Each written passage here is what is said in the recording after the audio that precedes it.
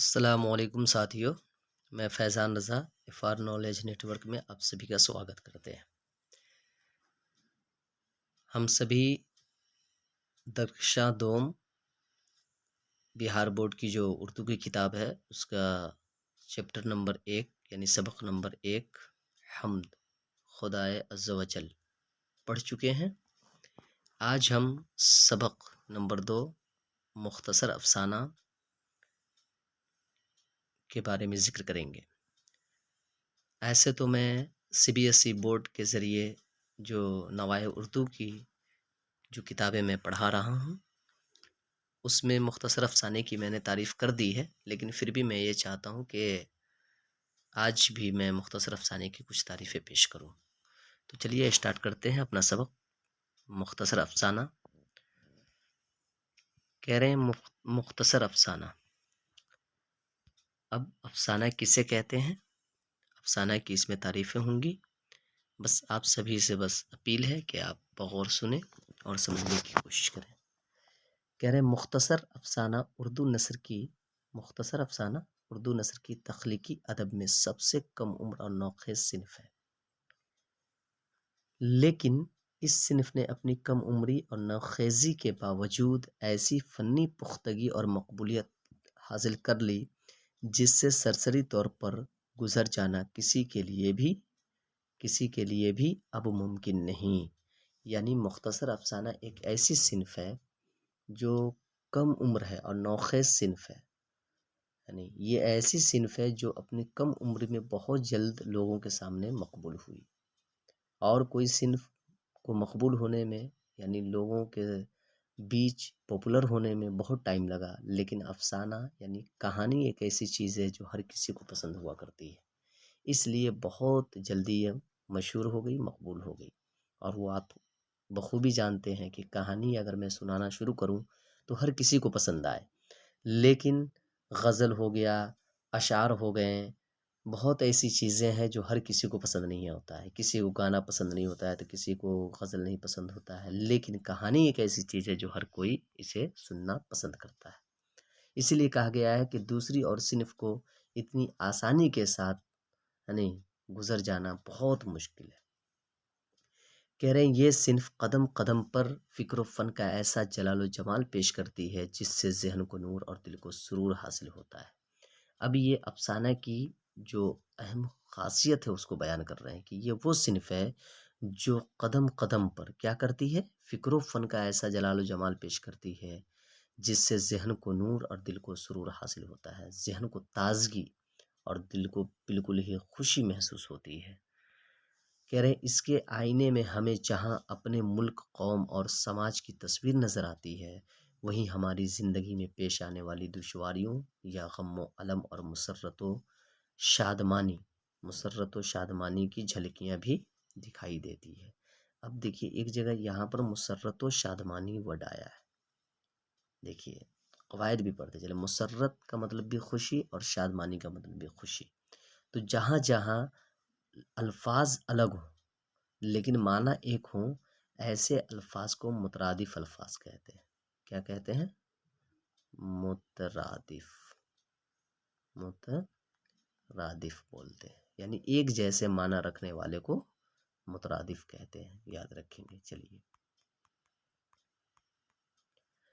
کہہ رہے ہیں مسرت و شادمانی کی جھلکیاں بھی دکھائی دیتی ہے۔ کہا جاتا ہے کہ اردو میں مختصر افسانہ مغربی ادب کے زیر اثر وجود میں آیا، بہت کم عرصے میں اس نے اردو میں ایک اہم صنف کی حیثیت سے اب ایک چیز اور سن لیں، یہاں کہا جا رہا ہے کہ کہا جاتا ہے کہ اردو میں مختصر افسانہ مغربی ادب کے زیر اثر وجود میں آیا، تو یہ بالکل حقیقت ہے، کیونکہ مختصر افسانہ جو ہے وہ مغربی ادب کے زیر اثر ہی ہمارے سامنے آیا ہے، اور یہ بہت کم عرصے میں، بہت کم دن میں اس نے اردو میں ایک اہم صنف کی حیثیت کیا کر لی ہے، اپنی شناخت قائم کر لی ہے، پہچان بنا لیا، اور عام لوگوں کے درمیان اسے خوب مقبولیت حاصل ہوئی۔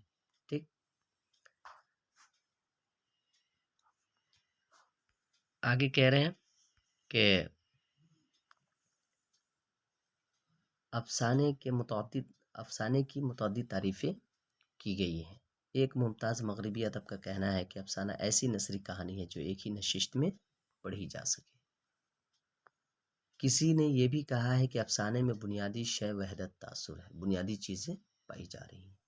بہرحال ادب اور فن کے ماہرین نے اس کی جو بھی تعریفیں بیان کی ہیں، ان سب کے درمیان ایک خیال مشترک ہے، ایک خیال سب کا مشترک ہے، پوشیدہ ہے، کہ افسانہ نثر میں ایک مختصر بیانیہ تخلیقی صنف ہے۔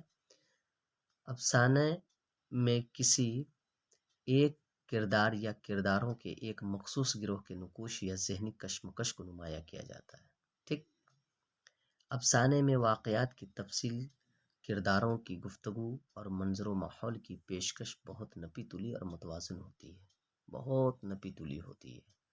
یہ سبھی افسانے کی تعریف و خصوصیات ہیں، ان سبھی کو ضرور آپ اچھی طریقے سے دیکھیں، سمجھنے کی کوشش کریں، بس یوں ہی اسے ٹالنے کی کوشش نہ کریں۔ ٹھیک ہے، چلیے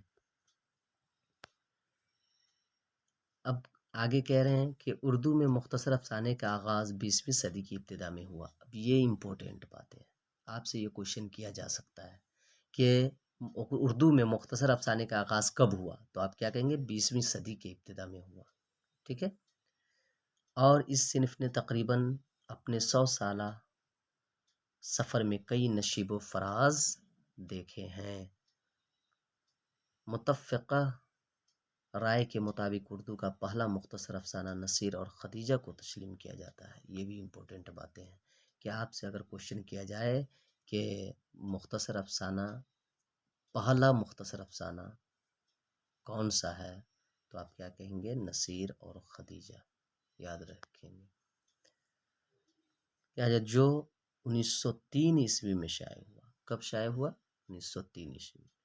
اس کے مصنف راشد الخیری تھے، ان کے مصنف کا بھی نام ہے۔ دیکھیے کتنے کوشچن بن گئے۔ اس کے بعد پریم چند اور سجاد حیدر یلدھرم کے افسانے سامنے آئے۔ 1936 میں ترقی پسند تحریک کا آغاز ہوا۔ یہ بھی میں CBSE بورڈ والی جو ویڈیو ہے اس میں بتا چکا ہوں کہ ترقی پسند تحریک کا آغاز کب ہوا، تو آپ کیا کہیں گے؟ 1936 عیسوی میں ہوا۔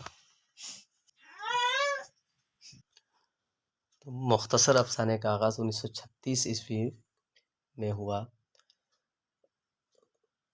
1936 میں ترقی پسند تحریک کا آغاز ہوا۔ اس سے چند سال قبل انگارے کے نام سے ایک مجموعہ شائع ہو چکا تھا، جس نے موضوع اور فن دونوں اعتبار سے اردو کے مختصر افسانے کی تاریخ میں نئے تجربوں کی بنیاد ڈالی، اور یہ مجموعہ آج بھی ایک سنگ میل کی حیثیت رکھتا ہے۔ 1960 کے دہائی میں جدید افسانہ نگاروں کی ایک نئی نسل ابھر کر سامنے آئی، جس نے حقیقت نگاری سے انحراف کیا اور افسانے میں علامت، استعارہ، تمثیل اور تجرید کی آمیزش کر کے اردو کے افسانے کے افق مزید کیے۔ یہ ساری باتیں ان افسانہ نگاروں کے ساتھ ہے اور ان نئی نسلوں کے ساتھ ہے جنہوں نے اردو افسانے کی افق کو مزید وسیع کیا۔ اس وحد کے افسانہ نگاروں میں انتظار حسین، سریندر پرکاش، انور سجاد، بلراج کومل، غیاث احمد گدی اور کلام حیدری وغیرہ بہت اہم ہیں۔